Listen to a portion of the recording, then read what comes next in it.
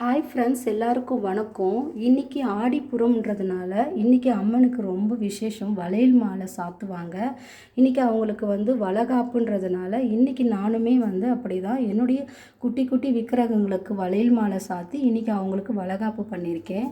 பாருங்கள், அழகாக நலங்கு வச்சுருக்கேன். வராகி அம்மன் கையிலுமே வளையல் போட்டு விட்டுருக்கேன். இந்த மாதிரி நம்ம பண்ணும்பொழுது நம்ம வீட்டில் குழந்தை பாக்கியம் இல்லாதவர்களுக்கு குழந்தை கிடைக்கும். அதே போல் பார்த்திங்க அப்படின்னா கல்யாணம் ஆகாதவங்களுக்கு கல்யாணம் நடக்கும்.